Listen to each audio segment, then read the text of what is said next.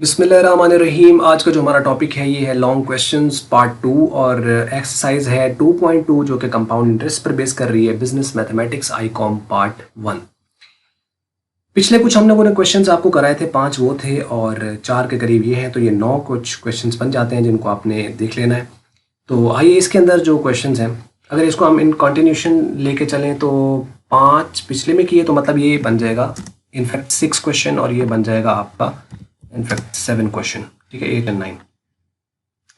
इसमें देखिए छठा जो क्वेश्चन है इसके अंदर वो कहता है कि a man needs to borrow. एक आदमी है उसको ज़रूरत है कि वो बोरो करना चाहता है 30,000 रुपया फॉर 2 ईयर्स। ये वो बोरो करेगा। बोरो क्या मतलब होता है? उधार लेना। तो उसने उधार मतलब चाहिए, उसको ज़रूरत है तो उधार लेगा वो 30,000 रुपया फॉर 2 ईयर्स, 2 साल के लिए। एन भी मिल गया और ये जो उधार लेगा आज उसको जो लमसम पैसे मिल रहे हैं आज मिल रहे हैं उसकी प्रेजेंट वैल्यू जिसको हम पी कहेंगे जो कि इनफैक्ट उसकी प्रिंसिपल अमाउंट है। तो पी भी मिल गया यानी प्रिंसिपल अमाउंट भी मिल गई, एन भी मिल गया, पी और एन तो आ गए। कहते हैं which of the following loan is more advantageous to him. उसके लिए सबसे ज्यादा फायदे का लोन कौन सा रहेगा? पहला ए ऑप्शन है 4.1% सिंपल इंटरेस्ट वाला और 4% per annum compounded semi annually वाला। कहता है कि अब कि ये इस रेट पर उसको एक जगह से सपोज कर लें उसको ये रेट मिल रहा है, दूसरे से उसको 4.1% रेट मिल रहा है, लेकिन ये 4.1 सिंपल रेट मिल रहा है, ये 4% उसको मिल तो 4% रहा है, लेकिन ये पर एनम और लेकिन कंपाउंडेड सेमी एनुअली है, सेमी एनुअली कंपाउंडेड है। तो इसमें कौन सा उसके लिए एडवांटेजियस है? अब इसमें देखो कि सबसे पहली चीज तो हमें ये है कि हमें एडवांटेजेस को समझना है कि उसके लिए एडवांटेजेस क्या है। इसको आप यूं समझ लो कि जैसे मैं आपसे सवाल करूं कि ज्यादा इंटरेस्ट फायदे में या कम इंटरेस्ट फायदे में, तो आपका आंसर क्या होगा? ना तो ये आंसर होगा कि ज्यादा इंटरेस्ट फायदे में, ना इसका आंसर ये बनता है कि कम इंटरेस्ट। तो फिर इसका आंसर क्या है? इसका आंसर ये है कि इसके ऊपर एक और क्वेश्चन बनता है। क्वेश्चन ये बनता है कि आप ये पूछोगे कि इंटरेस्ट पे करना पड़ेगा या इंटरेस्ट रिसीव होगा। अगर तो इंटरेस्ट पे करना पड़ता है तो इसका मतलब क्या कोशिश होगी कि कम से कम बने, तब एडवांटेजेस है, तब फायदे में। और अगर इंटरेस्ट रिसीव हो रहा है तो फिर कोशिश क्या होगी कि ज्यादा से ज्यादा हो। कॉमन सी बात है ना, क्योंकि ये तो आम बंदा भी जानता है कि पैसा आ रहा है तो आता हुआ पैसा कम लगता है और पैसा जा रहा है तो थोड़ा सा भी पैसा जाए हाथ से तो ऐसे लगता है बहुत ज्यादा हो गया। दुकान पे जाए ना तो जो बेच रहा है उसकी कोशिश होती है कि मैं ज्यादा ज्यादा इस कस्टमर से चार्ज कर लूँ, और कस्टमर की क्या कोशिश होती है कि मैं जितना कम करा सकूं उतना कम कराऊं। तो कस्टमर को एडवांटेज किस चीज में है? पैसा कम कराने में। और दुकानदार को किस में एडवांटेज है? पैसा बढ़ाने में। यहां पे यही है। अब हमें कैसे पता चलेगा कि इसमें एडवांटेजेस क्या है? बोरो से हम पता कर सकते हैं। बोरो का मतलब उसने उधार लिया है। अगर उसने पैसे लिए हैं तो उस पर इंटरेस्ट उसको देना पड़ेगा या लेना है? ऑब्वियसली उसने बोरो किया है तो उसके बाद इंटरेस्ट उसको देना पड़ेगा। तो उसके लिए एडवांटेजेस कौन सा होगा? जिस पर इंटरेस्ट की अमाउंट कम आ रही है। तो हमें क्या करना है? हमें दोनों इंटरेस्ट निकालने हैं, सिंपल इंटरेस्ट भी निकालना है और कंपाउंड इंटरेस्ट भी निकालना है। अब आपको दोनों निकालने आते हैं क्योंकि आपने पिछले लेक्चर्स देख लिए। कंप्यूट करना प्रॉब्लम नहीं है, क्वेश्चन को समझना मकसद था। आप सिंपल इंटरेस्ट भी निकालिए 4. वैसे देखने में तो ये लग रहा है कि इसके ऊपर रेट ज्यादा आ रहा है, 4.1 है और ये 4 है, तो खाली रेट को नहीं देखना, ये देखना है कि वो सिंपल है या कंपाउंड। और फिर कंपाउंड है तो वो एनुअली कंपाउंडेड है, सेमी एनुअली है या क्वार्टरली है या मंथली है। जितना जल्दी कोई कंपाउंड होगा उसकी रकम उतनी ज्यादा आती है। और वैसे भी सिंपल और कंपाउंड में कंपाउंड हमेशा ज्यादा आता है। हाँ, पहले साल वो कोई फर्क नहीं करते, अगर वो कंपाउंड इंटरेस्ट भी एनुअली है और वो भी एनुअली तो पहले साल तो सेम आएगा। लेकिन पहला ही साल हो और एक कंपाउंड इंटरेस्ट जो है वो सेमी एनुअली कंपाउंड हो और एक जो है वो सिंपल इंटरेस्ट, वो तो वैसे ईयरली होता है, ईयर वाइज उसको चलेगा, तो मीन्स के उस पर कंपाउंड इंटरेस्ट की जो रकम है वो ज्यादा आती है, क्योंकि जो जितना जल्दी कंपाउंड होगा उसकी अमाउंट उतनी ज्यादा आनी है। अब आपको क्या करना है? सिंपल इंटरेस्ट निकाल लो। सिंपल इंटरेस्ट आपको निकालना था S I is equal to P I N. Compound interest का भी फार्मूला पता है, C I is equal to P into 1 plus I की पावर एन माइनस 1। दोनों निकाल लो। उसमें जौन सी रकम कम आ रही है क्योंकि उसको पे करना पड़ना है, वो आप कहोगे कि as this amount is less than the other one, so this particular loan at the rate of this is advantageous for that particular man. तो उसके लिए एडवांटेजियस है वो आप लिख दोगे। तो ये इस तरीके से होना है। उम्मीद है ये आपको समझ लग गया होगा। तो क्वेश्चन कर लीजिएगा और उसके बाद आप चाहें तो इसका आंसर आप हमारे साथ शेयर कर सकते हैं कमेंट्स में। 7वां क्वेश्चन है for how many years. How many years means कि कितने साल, एन पूछ रहा है। Mister Asad should keep ₹50,000 so as to accumulate to the amount 73,205 73,205 रुपए वो बनाना चाहता है इस रकम से। तो जो ये रकम है जो वो कीप करेगा ये होगी प्रिंसिपल अमाउंट, और इतनी वो रकम बनाना चाहता है इस रेट पर एनुअली, सालाना।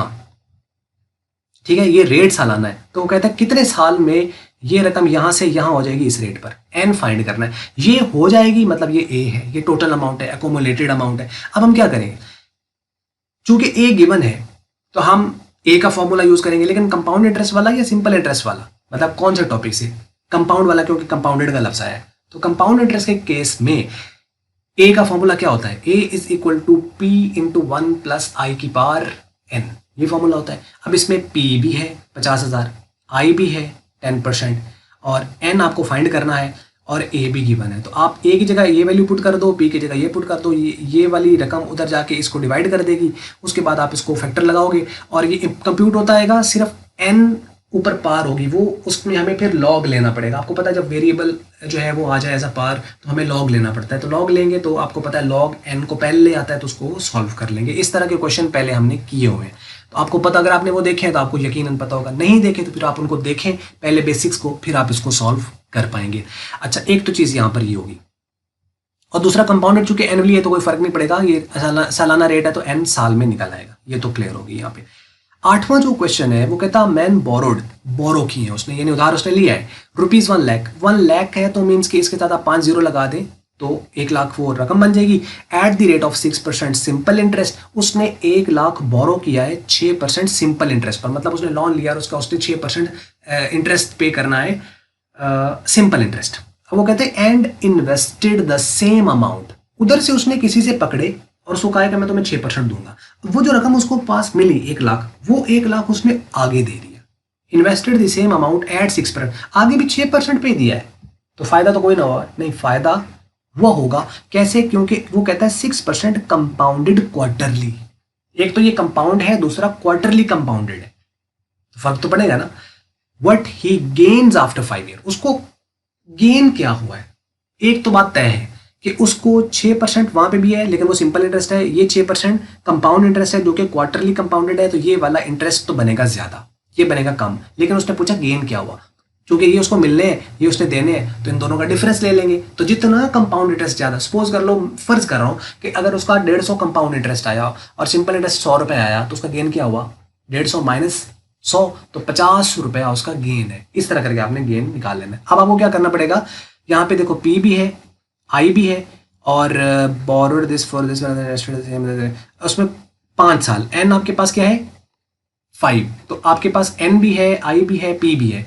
S I is equal to PIN, इससे एस आई निकल आएगा, और सी आई किसकी इक्वल होता है, पी इंटू 1 प्लस आई की पावर एन माइनस 1, उससे सी आई निकल आएगा। सी आई में से एस आई निकाल दीजिएगा, तो जो डिफरेंस आएगा वो उसका गेन होगा।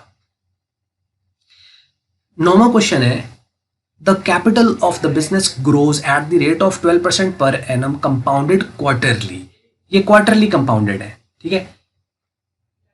अच्छा, ये देखो यहाँ पे भी क्वार्टरली कंपाउंडेड, इसका भी मैं सॉरी मैं इसका बताया नहीं मैंने, ये कंपाउंडेडली क्वार्टर है, तो इसमें आपने क्या करना है, इसको 4 से डिवाइड करना है और इसको 4 से मल्टीप्लाई करना है। तो आपने n 5 नहीं लेना कंपाउंड इंटरेस्ट के केस में, सिंपल में तो यही चलेंगे 6% ये वाला और 5, लेकिन जो कंपाउंडेड है इसमें आपने 4 पे इसको डिवाइड कर देना, इन्हें 6/4% और ये बन जाएंगे 20, तो इनको यूज करना है तब ये कंपाउंड इंटरेस्ट आएगा। इसमें भी इसी तरीका है, कैपिटल ग्रो कर रहा है 12% पर एनम कंपाउंडेड क्वार्टरली, तो आप इसको क्या करोगे, साल में 4 क्वार्टर्स होते हैं, तो मतलब आप इसको 12% को 4 पे डिवाइड करेंगे तो 3% आ जाएगा।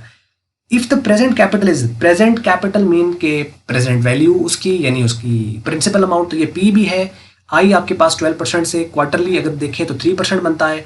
What will be the capital after 3 year, एन आपके पास 3 है, तो 3 ईयर्स को भी आपने किस में लेके जाना है, क्वार्टर्स में, तो इसको आप 4 से मल्टीप्लाई करोगे तो कितना बन जाएगा, ये 12 क्वार्टर्स बनेंगे। तो एन आपने 12 लेना है, आई आपने 3% लेना है, और फार्मूला हम कौन सा यूज करेंगे,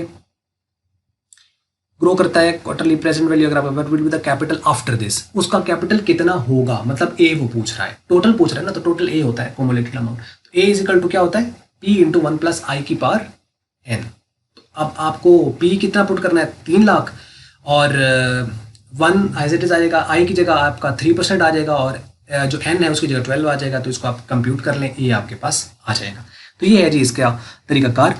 तो इससे ये क्वेश्चंस हो जाएंगे। ये थे टोटल एक्सरसाइज, यहाँ पे एंड हो जाते हैं कम्प्लीटली तौर पर। इसके 2.1 के भी सिंपल इंटरेस्ट के भी सारे क्वेश्चंस करा दिए और सारे उसके ऊपर MCQ, short question, long question बता दिए। 2.2 के भी सारे आपको बेसिक्स जो इसकी कैलकुलेशंस थी वो आपको बताई विद एग्जांपल। उसके अलावा शॉर्ट क्वेश्चन करा दिए, लॉन्ग करा दिए, एमसीक्यूज करा दिए।